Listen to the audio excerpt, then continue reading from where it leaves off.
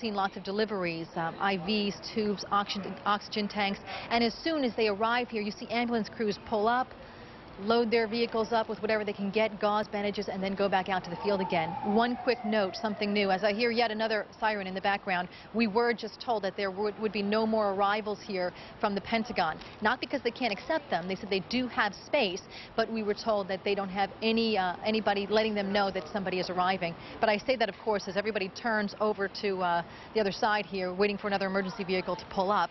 Of course, we don't know. This is how it's been all day. People arrive via ambulance here. Indeed, it's an ambulance. I'll step out of the way. Again, this is an ambulance that pulls in here. We don't know if this is a victim of the Pentagon. It could be. It could also be a supplies delivery, but we're not sure. But this, you'll see in the front of this hospital, it was packed earlier today. It was packed earlier today, and there were emergency workers everywhere. The front entrance of this hospital only has a few police officers, so this may be just a routine transport of a patient. Is anybody going through the video? Excuse me, Gordon? No, Jennifer, that's okay. We're trying to actually talk to our assignment desk as we're listening to you, just to get the latest on some of the video that we have shot. You stay there for us. I know you'll be there all afternoon to bring us up to date on the condition of the patients there. You bet. And all again, right? 30 people, Gravier. Right. Thank you, Jennifer Ryan at Virginia Hospital Center. We appreciate it. We want to go to Admiral Craig Quigley at the Pentagon to bring us up to date on what's going on there. That's as high as it goes. Normally, that is imposed on a local basis. But given the magnitude of the attacks today, it was directed worldwide. Those two things. Bragging about the F-16, the shoot-down. There was a rumor earlier today, several hours ago now, that some F-16s or one F-16 had shot down some plane somewhere. That didn't happen. I cannot explain to you the cause of the crash of the airplane near Pittsburgh, but it was not engagement by a U.S. fighter aircraft. What happened? What about fighter aircraft? I don't have an estimate on What that. about the two carriers? So a fighter There was a aircraft. rumor hours ago that there was a fighter that had shot down an aircraft. It's not. So the U.S. Air Force was not shot down. Do you know anything about the plane? All right. Yeah. Okay. So I think the Air Force. Yeah. All right. Admiral Craig Quigley with the Pentagon explaining to those folks. There are a lot of rumors, as you would imagine, floating around out there. We actually watched some of the fighter planes circling the Pentagon earlier, and they were asking him whether one of those planes had reportedly shot down a plane in the area, and he said no. Well, and the reason they were up there is because there was a report that there was another airliner up there, and they thought that might be heading to the Pentagon, right. And they moved us back, and they moved other people back. So but there were 4 planes. Just to bring you up to date, for those of you that are just joining us, American Airlines Flight 11 from Boston to L.A., 92 passengers on board hit the World Trade Center this morning. United Airlines Flight 175, it was a 767 from Boston to L.A., 65 people on board. That hit the World Trade Center. The one that hit the Pentagon was American Airlines Flight 77 from Dulles to L.A. And Gordon, this one, we know at least one of the people that was on board that plane. We understand that Barbara Olson, the wife of the Solicitor General and a Washington personality in her own right because of her own achievements, was on board that airplane because apparently she used her cell phone from that aircraft. So. And also a cell phone call apparently made from the United Airlines Flight 93 from Newark to San Francisco. That's the plane that went down right outside Pittsburgh. There are reports from an emergency personnel worker who says he got a frantic call from a man who said that he was trapped inside of the lavatory in that plane. Here's a special late edition of the Washington Post.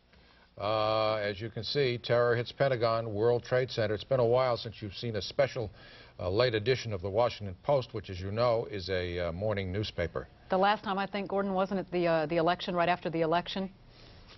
I think that's what we're told. My memory's failing me at this stage of the I game. believe so. Let's go back to the Pentagon and Dave Statter. Dave, did Quigley have anything else to say? Yeah, there's some very important information at the top of what he had to say, and Heather Cabot was right there. Heather, what did Admiral Quigley say? Basically, he wanted to clarify a couple of questions that reporters had asked before. Number one, that all service secretaries are accounted for.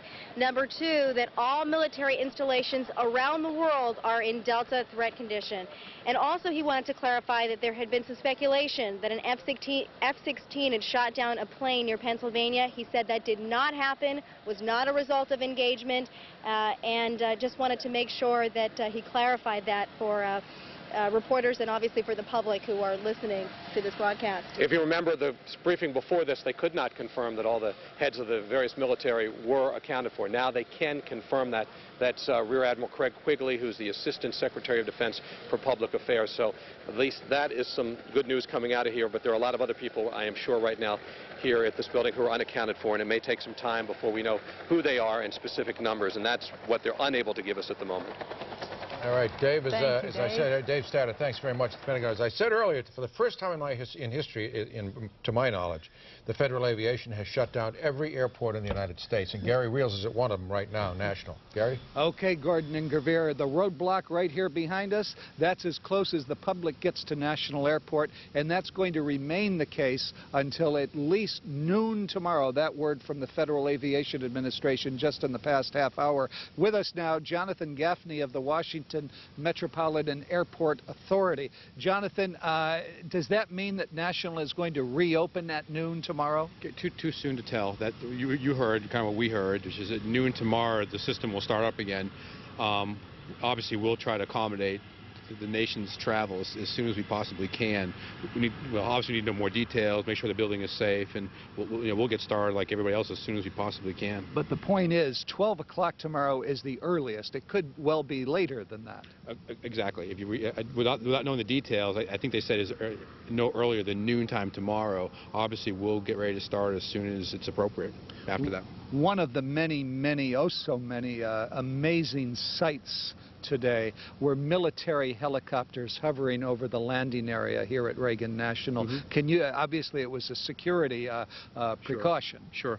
Again, it appeared, for all intents and purposes that the airspace, certainly the airports were closed, the airspace was completely closed down, and all the only traffic you saw in the sky were military aircraft, including military fighter aircraft, something we've never seen before, obviously, and hope to never see again.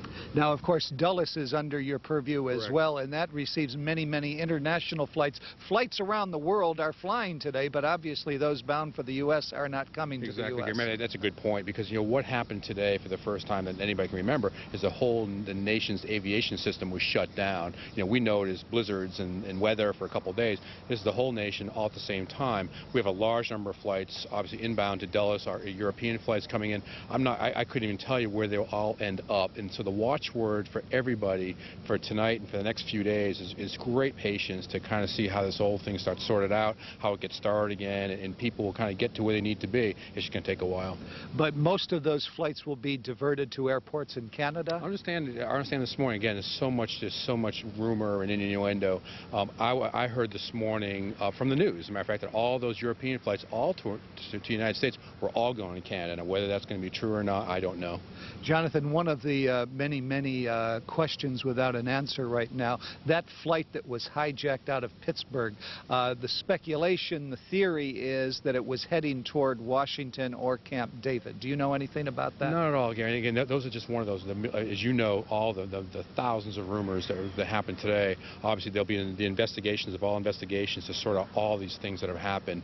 Can't comment on that. Don't know anything about it. That is significantly the one hijacked aircraft that did not make it to an apparent target taken down in an open field up there. Sure, it would appear that way. This morning after, frankly, shortly, once that happened up in New York, we obviously, everyone in aviation identified that, oh, there's a problem here. When you had a plane crash, half a mile into the Pentagon, that's when we decided immediately to evacuate the entire airport, which we did almost immediately. Everybody came off the airplanes, everyone got off the airport, as you've seen. Same thing with Dulles, because frankly, we just did not know what the next step would be. Lastly, we understand as well, I believe Karen Hughes over at the White House announced that not only are the airports closed, but indeed at the moment they made the decision, those flights that were already in air were told to land at the nearest airport all across the country. Gary, I had heard that, and I think we actually might have gotten a couple at Dulles, but again, not know for sure. Okay, thank you very much. Jonathan Gaffney. Gordon and Gervais, again, the situation here at National Airport, it is closed up, as are all of the airports of the United States until noon tomorrow at the the earliest. Gary, that flight you were talking about or asking about was United Flight 93. It originated in Newark. It was headed to San Francisco. It crashed right outside Pittsburgh, and it was Representative Jim Moran who said that its intended target was Camp David. Of course, you have to ask yourself, how does this happen? How do 4 airliners get hijacked when we supposedly have security at all the major airports, at the major airports involved? A software engineer who works near the World Trade Center, quote from him, he said, "How devastating, how frustrating. What can you do?" Well, Peggy Fox is now live at Dulles International Airport, which of course is also shut down, and where one of the hijacked planes reportedly left there from there this morning. Peggy, what are you hearing out there? Well, I'll tell you, this morning I got here around 10 o'clock and people were very scared, you know, as the news was kind of trickling in. Right now it is closed. Very eerily quiet. Tell you what, this morning again chaotic as employees and passengers scrambled to get out. Hundreds of stranded travelers at Dulles Airport look stunned as they absorbed the news this morning. What's your first reaction about being in America? It's awful, of course. And what was really for us incredible that everything is closed. When flights were stopped, planes were abandoned, left right at the gates. Inside, the American Airlines counter was evacuated. We're told one of the workers at this counter had been on that hijacked flight.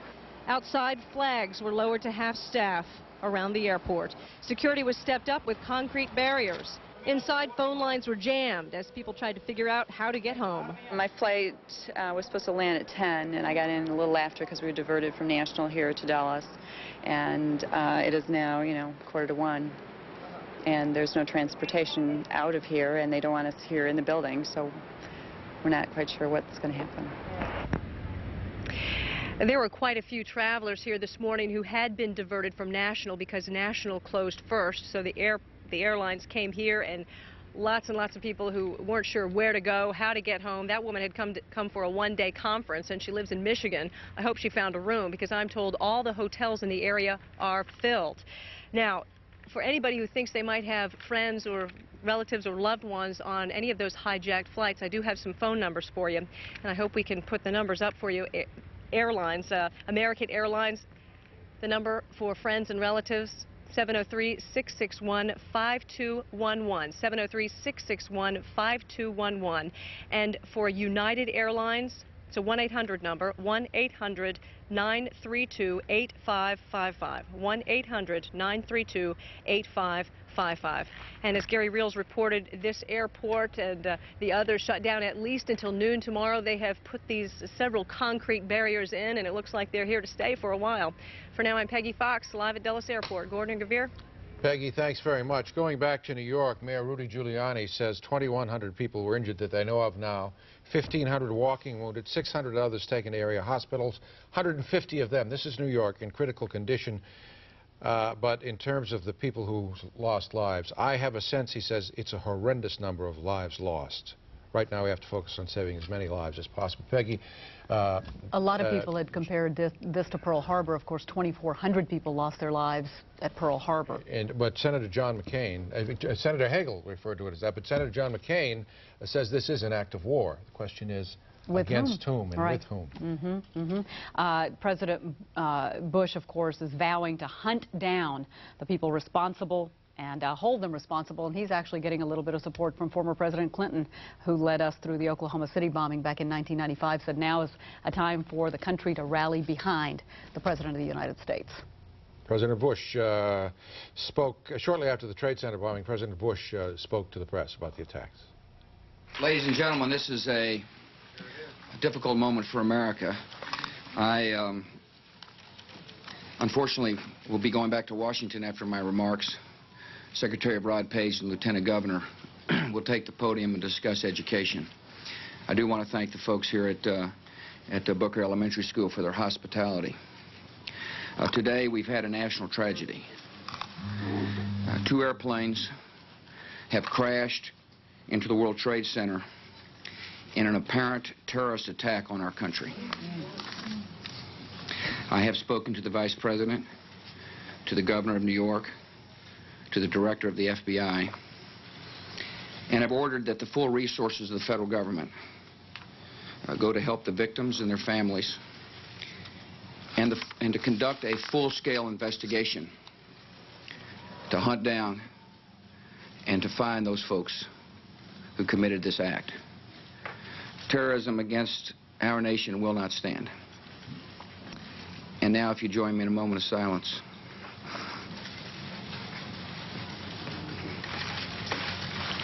May God bless the victims, their families, and America.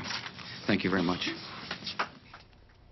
Now, President Bush was in Florida when the attacks happened, and instead of coming back to Washington, as he said he was going to do, of course, the Secret Service takes over and the military takes over. He went to a military base in Louisiana. From there, he made a stronger statement against the bombing. I want to reassure the American people that the full resources of the federal government are working to assist local authorities to save lives and to help the victims of these attacks. Make no mistake, the United States will hunt down and punish those responsible for these cowardly acts. Now, shortly after he made that statement, President Bush boarded Air Force One again and took off. Air Force One landed at Offutt Air Force Base in Omaha, Nebraska. We heard from Ann Contman of ABC News, who was the TV pool reporter. The president is reported to be at a secure location, of course. Other high-ranking government officials have been taken to secure locations. They had a meeting of the National Security Council by telephone or radio or however they do it while the president was up there in Nebraska. Gordon, the president's vowing to find whoever's responsible for these attacks, but at this point we don't know who that is. Gene Poteet is the president of the Association of Former Intelligence Officers, and he says no pilot, even with a gun to his head, is going to fly into the World Towers. He says this means that the terrorists flew the planes themselves. D.C. Mayor Tony Williams also reacted to the news of the terrorist attacks. Here's what he had to say about the state of emergency declared in the district. The state of emergency has been declared to ensure that in the event we have an incident, in the event the worst were to happen, we are completely prepared and ready to act. Right now, I would characterize our actions, and certainly this press conference is part of that, is simply putting all of our citizens in our city on the highest state of alert. Now, there's a shortage of blood. Yeah, the Red Cross has an urgent need for blood donations. They need all types, especially type O, that's the universal donor. If you can help, you can get in touch with one of the Red Cross donation centers. Those centers are going to stay open for extended hours tonight. And I'm also told that we are sending help to the New York area with blood supplies as well. So now, where do you go to donate the blood? Well, I understand Andrews Air Force Base and Washington Hospital Center. Of course, you know, there are traffic problems getting to those places, Boeing Air Force Base. But here's some Red Cross phone numbers if you want some more specific details. 1-866-BLOOD-SAVES, 1-866-256-6372 if you want to donate blood. And they're going to need a lot of it, especially in New York, as Gravier says. Verge, Jacques, and I were both down by the Capitol earlier today, just around 3rd and Pennsylvania. And Verge, I believe, is that where you still are, Verge? Gravier, I've moved. I'm on K Street. Over my shoulder is going east towards 14th Street. Normally, you expect to find a lot more traffic out here late afternoon, rush hour in downtown D.C., but not today because of the terrorist incidents. Scary. That's how some people describe the situation this morning. Many people said they've lived here a long, long time, but they've never seen anything like this before. Fighter planes in the air. Gridlock on the streets. Police are everywhere. A man stops to pray. These are the sights and sounds of downtown Washington under siege. Mom, I'm on my way home. Now we have to walk home. Workers head home as all federal offices are closed. I think it's awful because it appears that we're not prepared for this type of thing at all. I'm an employee at one of these federal buildings. Something I guess we've feared since the Oklahoma City bombing, and now that, I mean, this is real and it's so tiered and it's so well orchestrated, and you know, I was angry. The U.S. Capitol is evacuated. House and Senate leaders are taken away by helicopter to a secure location. Everyone seems to be asking, how could this happen in the world's most powerful city? Incredible. I mean, how could this happen and who's responsible? Well, you never know what's going to happen, so I don't think there's any way to stop it. I think it's a sad day in America. We were standing over by the White House waiting to get in for a briefing, and all the people came out, and it was very, very sad to see that. Concerned residents and tourists stopped to listen to the radio and watch TV as the drama unfolds. The Washington, D.C. Metropolitan Fire Department is on its highest state of alert. It's crazy. I've never seen a city like this before. Within a few hours, many streets are empty as much of Washington has come to a standstill. And much of Washington is still at a standstill as many streets are closed and traffic is being diverted away from federal buildings and landmarks. Gordon and Gavir. Verge, Jacques in downtown Washington, thanks a lot. Well, here's the Washington Times extra. One-word headline, horror.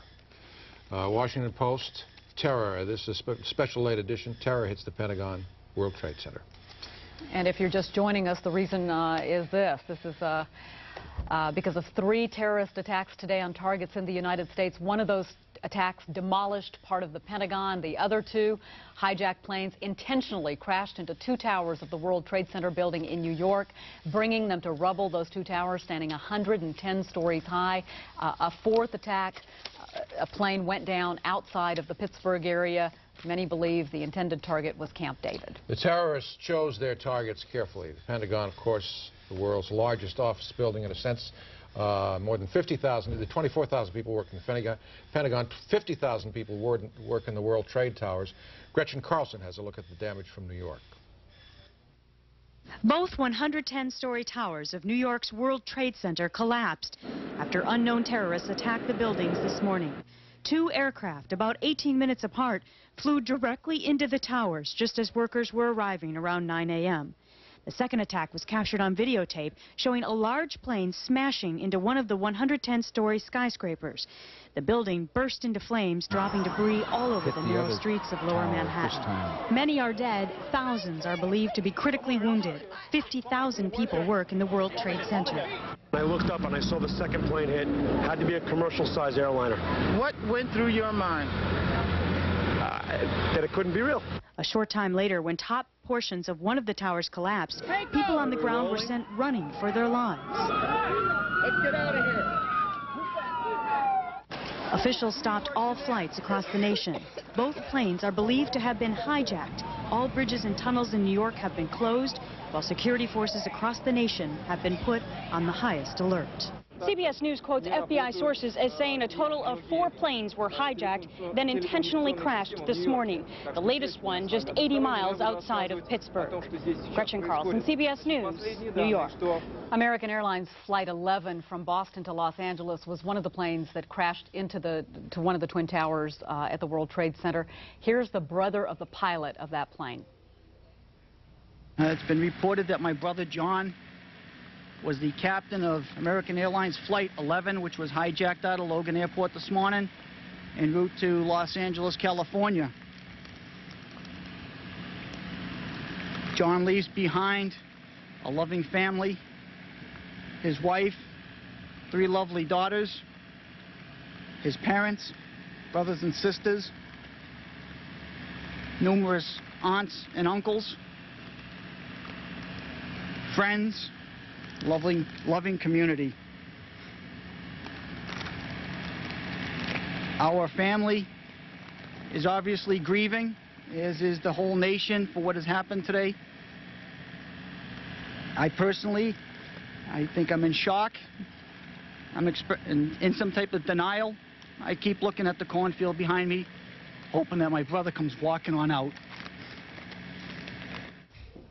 That's Jim Ogonowski, the brother of American Airlines pilot John Ogonowski, who we believe was killed when the American Airlines jetliner crashed into the World Trade Towers this morning. Also, we understand the president's on his way back to Washington. We're being told that.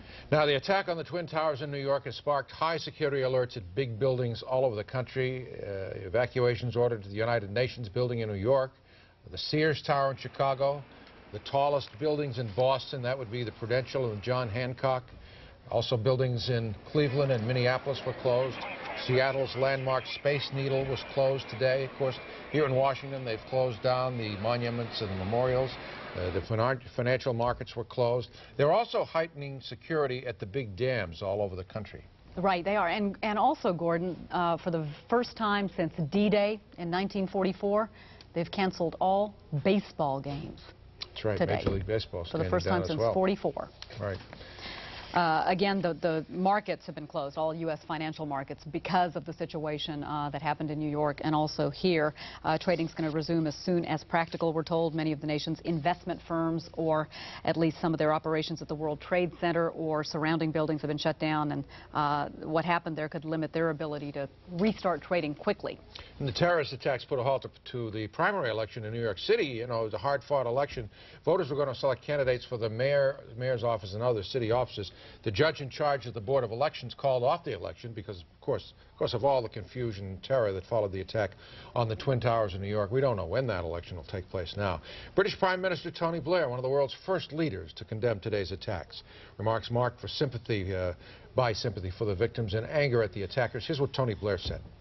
There have been the most terrible, shocking events taking place in the United States of America within the last hour or so, including 2 hijacked planes being flown deliberately into the World Trade Center.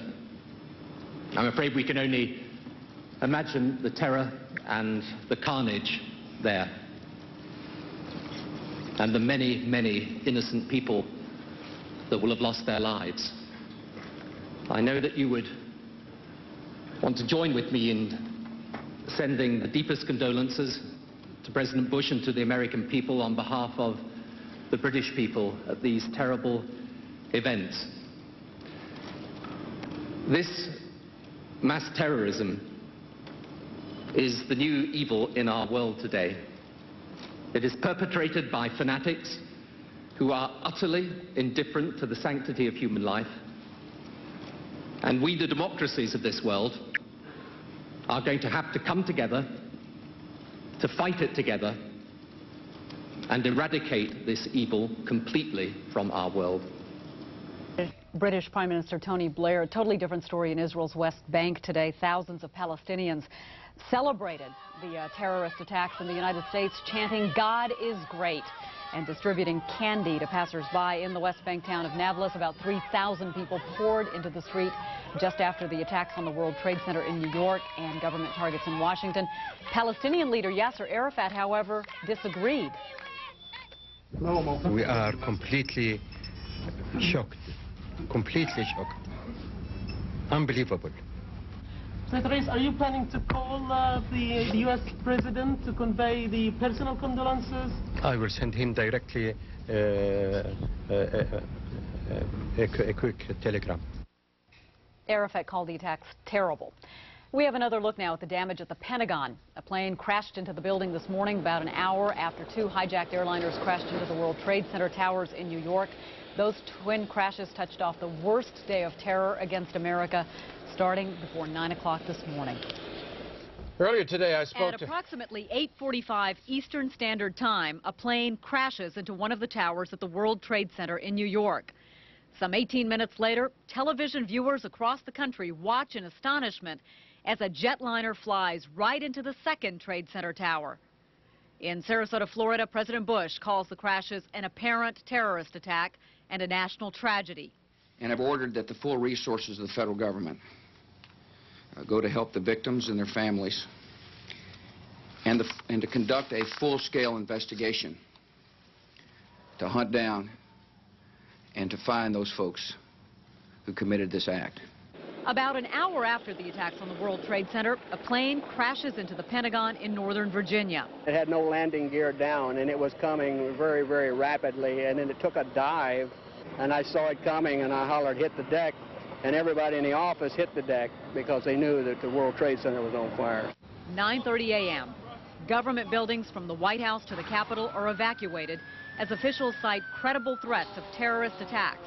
The Federal Aviation Administration shuts down aircraft takeoffs across the country. Just before 10 a.m. Eastern Standard Time, one of the World Trade Center towers collapses. 30 minutes later, the second tower also crumbles. Then a fourth explosion rocks the debris. At 10:35 a.m., victims of the attack on the Pentagon arrive at Virginia Hospital Center. 26 people are confirmed injured, but no fatalities reported. At 11:30 a.m., American Airlines confirms that 2 of its flights were hijacked and crashed into the World Trade Center. American Flight 11 from Boston to Los Angeles with 92 passengers aboard, and American Flight 77 from Washington to Los Angeles with 64 people aboard. United Airlines also confirms that United Flight 93 from Newark to San Francisco crashed 80 miles southeast of Pittsburgh, Pennsylvania. The plane carried 45 passengers. The airline also reports that United Flight 175 from Boston to Los Angeles with 65 people on board crashed but would not say where. Make no mistake, the United States will hunt down and punish those responsible for these cowardly acts. Now, earlier today, I spoke to Harry Goad. Harry Goad is with the Space Policy and Acquisitions Division of the Defense Department, and he works on the 5th floor of the Pentagon in that circle inside the Pentagon. He actually watched the aircraft as it approached the building, headed right for him. Here's what Harry Goad told me. We were just watching the World Trade Center on the internet, and I turned around, and I'm at a very large window, and I turned around and looked, and I saw the silver 757, it looked like to me, veering from the registered course over the Potomac River, and it had no landing gear down, and it was coming very, very rapidly, and then it took a dive, maybe a couple of miles, maybe over Roslyn. It took a dive into this building, and I saw it coming, and I hollered, "Hit the deck," and everybody in the office hit the deck because they knew that the World Trade Center was on fire.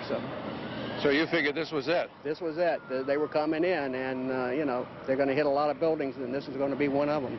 So there's no question in your mind that the pilot, whoever was piloting that aircraft, was aiming for the building?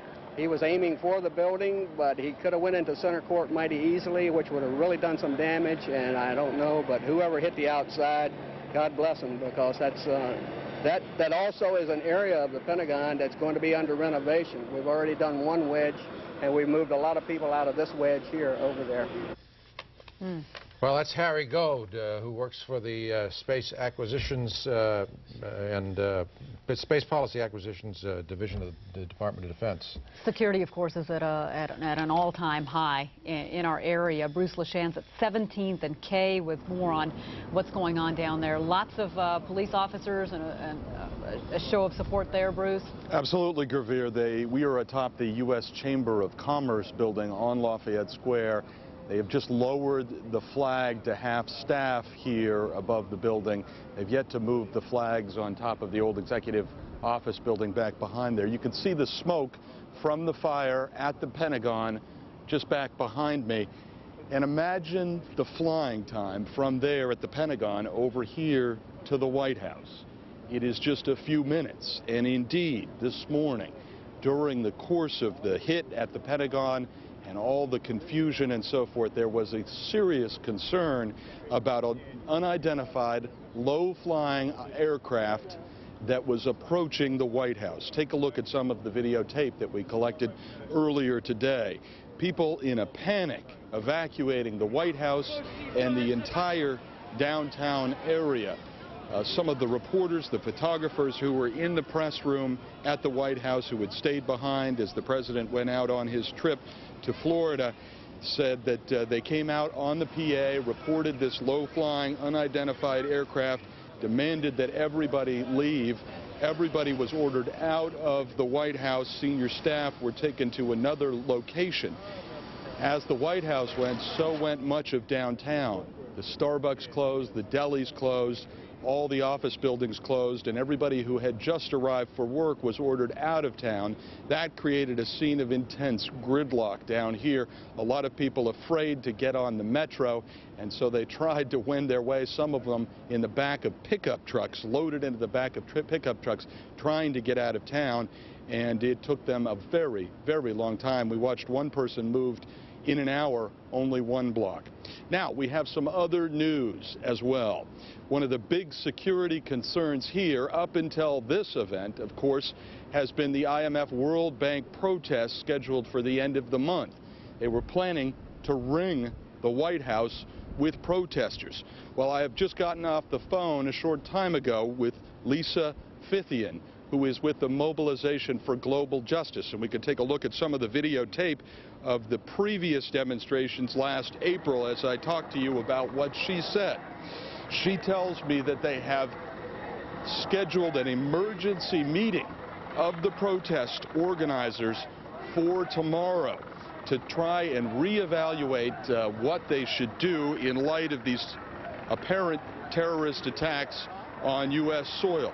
She expects that there will be a number of conference calls over the course of the evening as people try and sort this out and decide what to do. She says it certainly will have an impact on them, and that there is some possibility that they would cancel. They're hoping perhaps that the IMF and the World Bank move and cancel their meetings, but we have been unable so far to get a hold of anybody at the World Bank or the IMF. So again, the protest organizers reevaluating in light of this action what they're going to do on those scheduled protests at the end of the month. No decision clearly made so far. They insist that people need to think about the killing that goes on overseas and whether that has an impact on what's happened today in the United States. But they say they will be discussing this and that there is some possibility that those protests may be called off. Gordon Gravier, back to you with broadcast. Bruce, a couple of things have already been canceled. I know the Emmys have been postponed. And as I just told Gordon a couple of minutes ago, National Baseball has canceled all games for today, first time since 1944 D-Day. So we'll just have to watch and see what happens with IMF, World Bank. Well, that's right. From where you're standing, Washington looks so beautiful. Absolutely. This evening. I mean, it's a beautiful sunny day, and you look out, and on the wide shot, as Tad takes a picture, wide shot down to the Jefferson and the Washington Monument and the White House, it looks like a normal day until, Tad, you zoom into the roof of the White House and you see that there is a heavily mobilized force. There usually are snipers up there, but there are far more of them than normal. And we're waiting now to see if they lower the flag atop the White House to have staff. All right, if you didn't know, you would think it was just another beautiful late summer evening here in Washington, D.C. It was very surreal there, Gordon. Yeah. Well, most of the congressional leadership's been taken to a secure location, but Republican Senator John McCain did make a statement. He says that these attacks are an act of war. The situation is so serious that words don't describe it.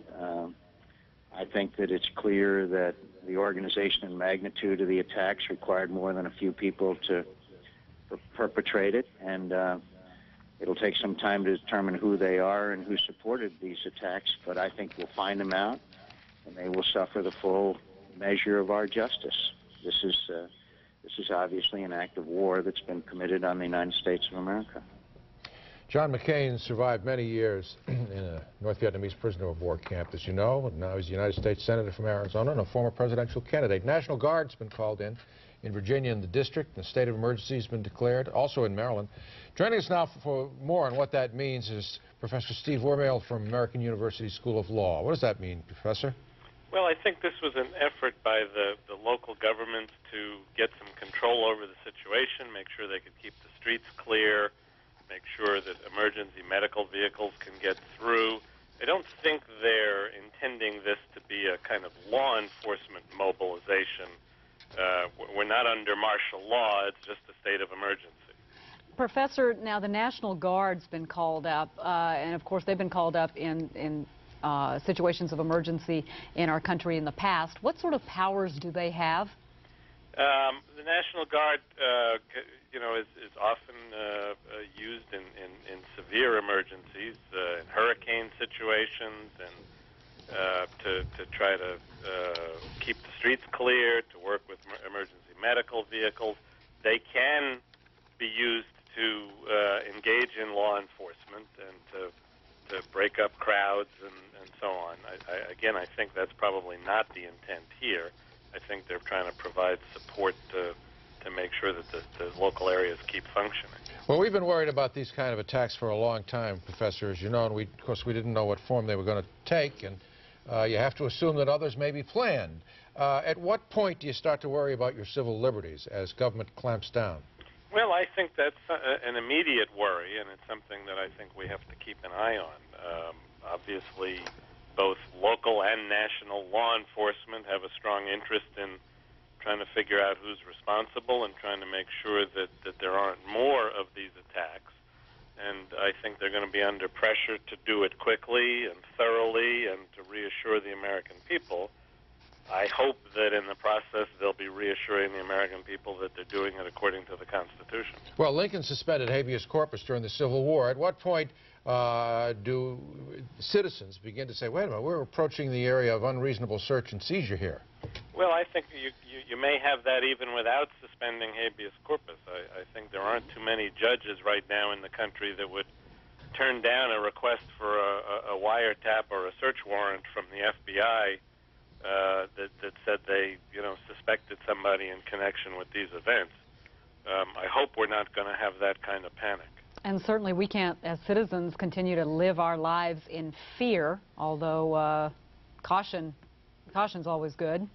Caution's good, and I hope it doesn't become a fear situation. I hope we don't have people starting to act rashly, and I hope we don't start engaging in stereotyping and all kinds of evils that could follow from all of it. Well, it is a danger when you consider that there are an awful lot of people in this country who do not have the best interests of the country in mind, who some of them may be here illegally. I'm not talking about immigrant workers or things of that nature, but I'm talking about, our borders have been fairly porous over the years. Well, they've taken emergency steps today to close the borders. They certainly can beef up security at the borders. I would guess that people who are traveling in the immediate future, especially foreign nationals, are going to find travel more difficult. They may find themselves detained at airports for longer periods of time. I'm sure that there's going to be a lot of that going on. Some of it may be justified, and again, I would just hope that we do our best to kind of keep it within the confines of people's constitutional rights. Well, and those of us who travel by air a lot are going to find ourselves inconvenienced, I'm sure. Professor Steve Wormeal, thank you very much from American University School of Law. I believe, I'm told that we're now looking at a live